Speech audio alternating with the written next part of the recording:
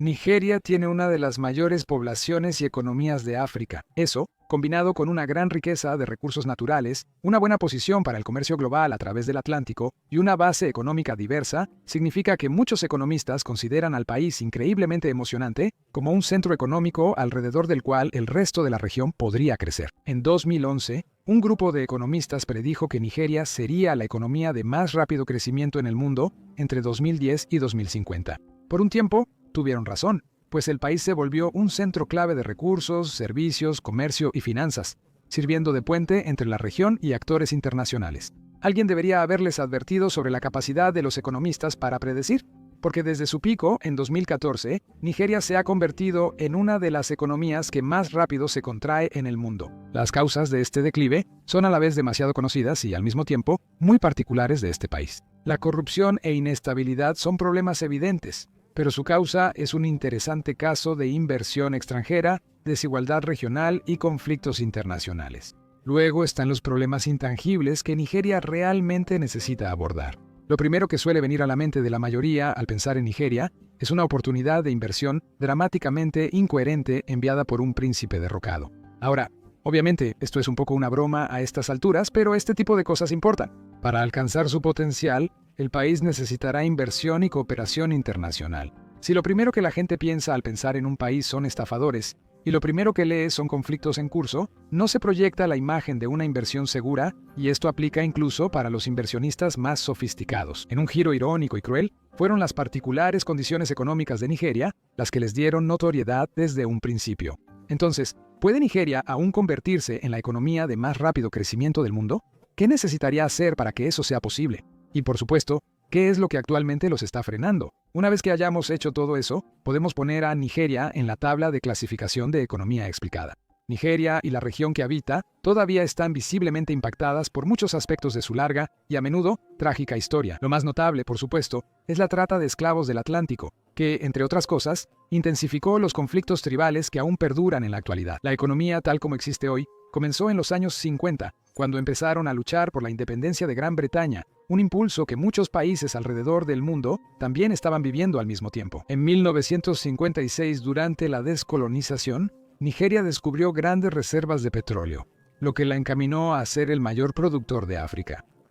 Cuando Nigeria logró la independencia en 1960, parecía que podía volverse una de las naciones africanas más ricas. Había predicciones idealizadas de que las diferencias podrían dejarse de lado dada la enorme oportunidad, y cada vez que el país parecía ir por buen camino, eso era noticia. Una tendencia que todavía parece surgir cada vez que las cosas parecen estar estabilizándose. Sin embargo, de nuevo, esta creencia que afectaba a la mayoría del continente se basaba en la idea de que el país era un conjunto unido que colaboraba productivamente, lo cual no podría estar más lejos de la realidad. Las luchas internas religiosas y culturales pronto confirmarían los peores temores de Nigeria, formando una coalición débil y cada vez más desconfiada, mientras el país intentaba dividirse en 4 regiones gobernantes. Sin embargo, el norte y el sur constantemente expresaban su preocupación de que el otro tomara decisiones para expandir su influencia. Para 1966, todo esto culminó en una serie de conflictos sangrientos, tras los cuales Nigeria se convirtió eventualmente en un país que operaba bajo una sola entidad federal. Esta homogeneidad forzada no duraría mucho, porque en realidad no había mucho que la mantuviera unida. Como señaló el economista Daron Acemoglu, ahora ganador del Premio Nobel, en nuestro video sobre la pobreza en África, el colonialismo dejó solo la estructura superficial de sus instituciones, que resultó inútil para construir nuevas actividades económicas. En cambio, eran lo suficientemente vulnerables como para que un líder fuerte los tomara y los usara para la extracción de recursos. En Nigeria, los políticos se enriquecieron con recursos naturales y el fraude electoral se volvió común. El país se encontró enfrentando una brutal guerra civil y su 5º golpe de Estado en menos de 40 años, con su único desarrollo constante siendo su creciente dependencia del petróleo, que para finales de los años 80 representaba el 87% de sus exportaciones y el 77% de los ingresos del gobierno federal. Frecuentemente aprovechando estos tiempos difíciles a su favor, muchos criminales y sindicatos llevaban a cabo diversos fraudes, sacando provecho de cualquier vacío en el gobierno. Hacían cosas como reunirse con socios comerciales desprevenidos, llevando un gran saco de billetes sucios, prometiendo una parte si ayudaban a pagar las grandes sumas de dinero necesarias para lavarlos, a lo que llamaban wash-wash. También utilizan Telex, un servicio de telecomunicaciones que permite el intercambio de mensajes de texto a través de circuitos de líneas privadas, convenciendo a los europeos occidentales de que podían adquirir petróleo nigeriano pagando por adelantado. Nigeria era lo suficientemente próspera y avanzada como para tener acceso a la infraestructura bancaria y de comunicaciones que hacía posibles estas estafas, pero aún tenía tanta pobreza generalizada que para muchos era su única opción para mantener a su familia. Hoy en día, las estafas de centros de llamadas son comunes en decenas de países del sur económico porque la infraestructura de comunicaciones se ha vuelto mucho más común. Esta zona ideal para estafas fue única en Nigeria por mucho tiempo, consolidando su mala reputación. Este engaño nacional y extranjero, junto con mala gestión, causó un grave problema de imagen que solo ha crecido en décadas. Hablaremos más de esto después. Lo que realmente hace que la situación actual de Nigeria sea una tragedia es el notable ascenso y caída que ha tenido en solo los últimos 20 años. A inicios de los 2000, Nigeria seguía usando infraestructura colonial y tenía un crecimiento del Producto Interno Bruto del 7%. Las exportaciones de petróleo y gas seguían siendo la principal fuente de ingresos, manteniendo la dependencia, aunque los sectores internos se mostraban estables y a veces prósperos. El petróleo representaba solo el 14% del Producto Interno Bruto nacional. La producción agrícola también parecía crecer constantemente, con aproximadamente el 70% de la fuerza laboral nigeriana vinculada a ella. El país también, en teoría, se volvía una potencia manufacturera. Tras grandes pérdidas en los 90, la producción pasó de 9.64 a 55 mil millones de dólares en 2014. Uno de los factores que impulsó este crecimiento fue que Nigeria fue de los primeros países africanos con acceso generalizado a Internet. Solo lo usaron para actividades comerciales legítimas. El gobierno otorgó licencias a las compañías de telecomunicaciones en 2001, y para finales de 2003 ya tenían miles de usuarios activos, que ahora son casi 100 millones.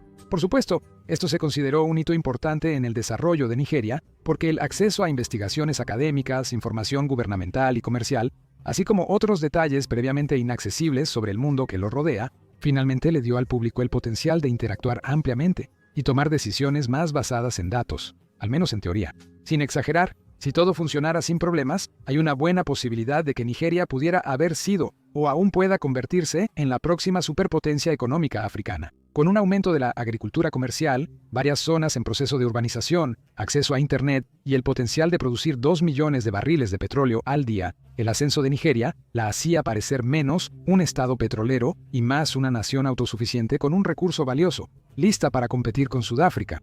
Pero no ha sido así, al menos por ahora, ya que pese a sus ventajas, aún no logra estabilidad continua. Si las instituciones están mal administradas, realmente no importa lo que se pueda cultivar en la superficie, lo que se encuentre bajo tierra, o incluso cuántos tengan acceso a la información en línea.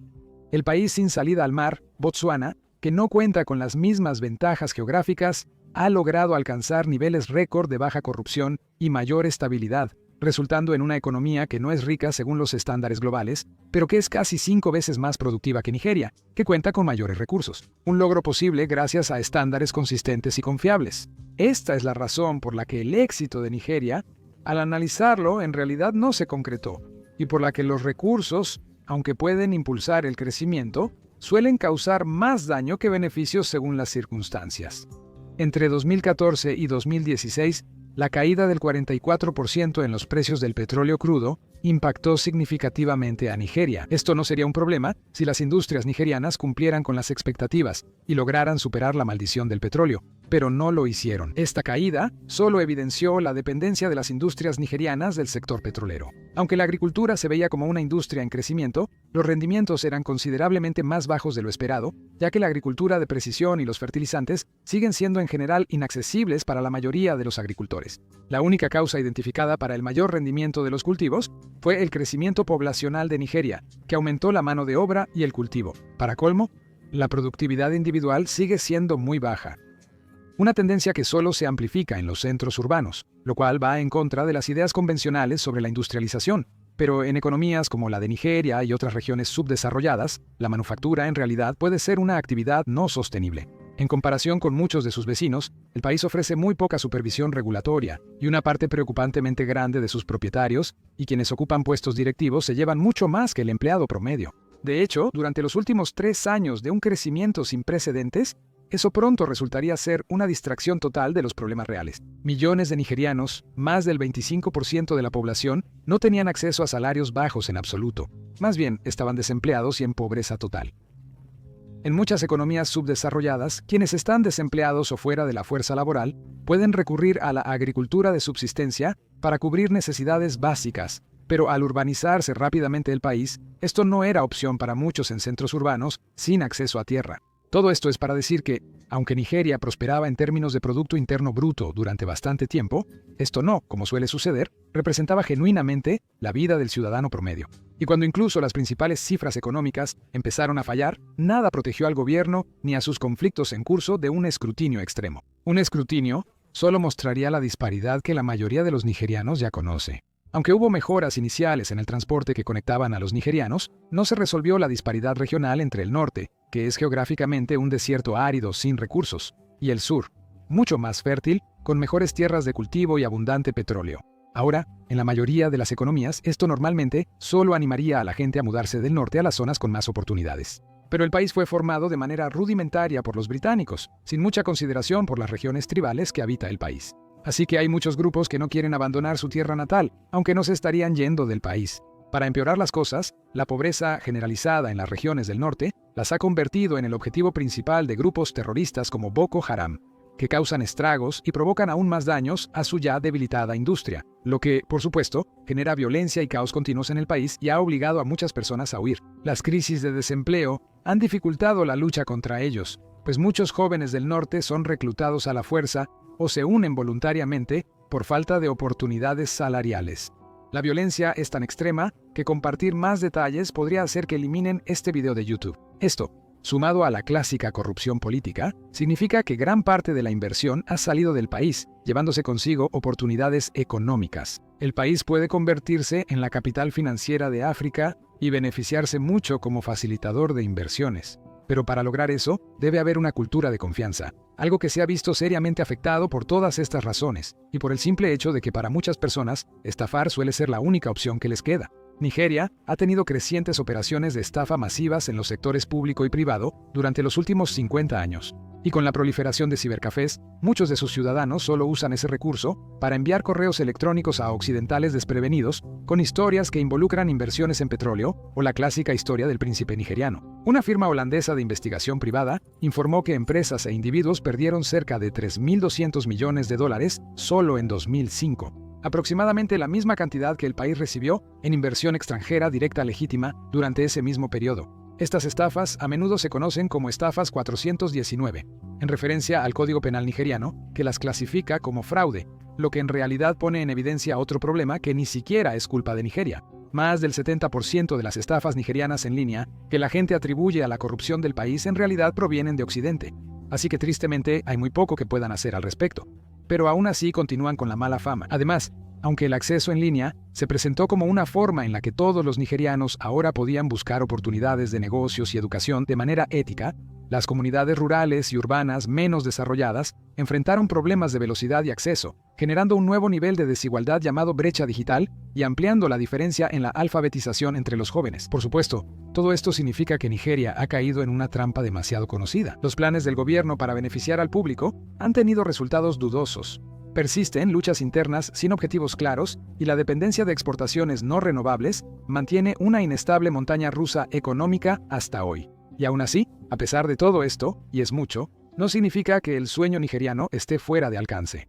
Su economía ha mostrado señales de recuperación desde la caída de 2014 y después de 25 años de un gobierno más o menos democrático, están en una buena posición para finalmente hacer las cosas bien, siempre y cuando se enfoquen en lo que beneficia a la gran mayoría de su gente. La agricultura es una de las principales prioridades de Nigeria y también una de las industrias que está constantemente bajo amenaza.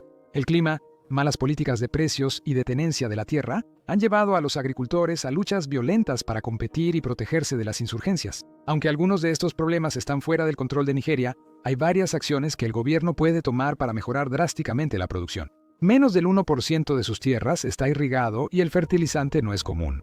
Pero esto no se resolverá sin inversión en capacitación e infraestructura. También tienen una buena posición para el comercio, que podría convertirlos en un gran fabricante justo en el Atlántico. Pero el problema es que muchos no tienen ningún incentivo para participar en estas industrias, cuando algo como la agricultura de subsistencia les da una mejor oportunidad de poner comida en la mesa, dadas las remuneraciones inconsistentes. Si convencen a inversionistas extranjeros y a su gente de que esto puede ser una industria sostenible, tendrían suficiente mano de obra para el trabajo. El país supera los 220 millones de habitantes, y la mayoría prefiere un entorno estable, seguro y con suficiente comida en vez de los horrores vividos en décadas recientes. Si Nigeria prioriza infraestructura, ambientes laborales seguros y agricultura de precisión, algunas mejoras básicas pueden marcar una gran diferencia contra la pobreza masiva. Y aunque la fluctuación de los precios del petróleo ha demostrado que Nigeria sigue siendo, técnicamente, un estado petrolero, no hay razón para que no pueda aprovechar esto para levantarse nuevamente mientras recupera su reputación global. Pueden producir 2 millones de barriles diarios de este oro líquido, pero carecen de sistemas suficientes para aprovecharlo al máximo.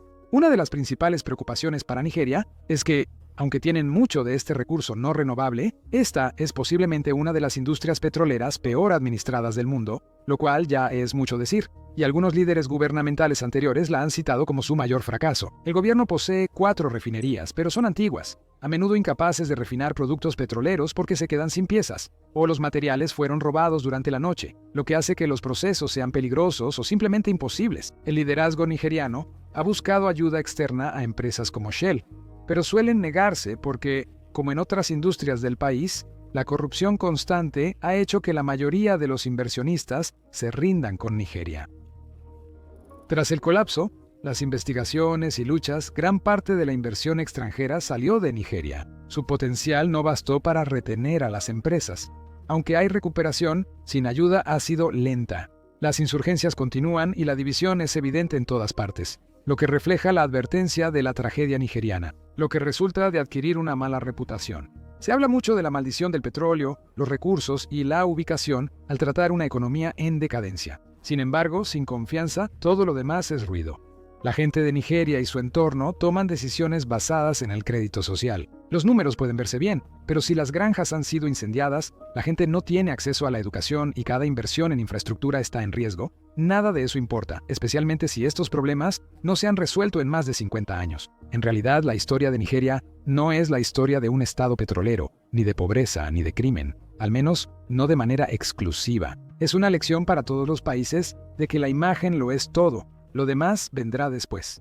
Ahora pongamos a Nigeria en la tabla de economía explicada. El país tiene un Producto Interno Bruto de 363.000 millones de dólares, lo que lo convierte actualmente en la 4ª economía más grande de África, después de Sudáfrica, Egipto y Argelia. Esto se debe a su rápida contracción desde 2014, cuando en su punto máximo en realidad era la economía más grande de África. Ahora, eso todavía la convierte en la 56ª economía más grande del mundo en general, así que obtiene un 6 de 10. El Producto Interno Bruto per cápita es obviamente bastante bajo, ya que esa producción decreciente se ha distribuido entre una población muy grande de más de 220 millones de personas. A nivel per cápita, tiene una producción de solo $1.621 estadounidenses, aproximadamente una 1/8 parte del promedio mundial, y eso también está disminuyendo trágicamente de manera rápida.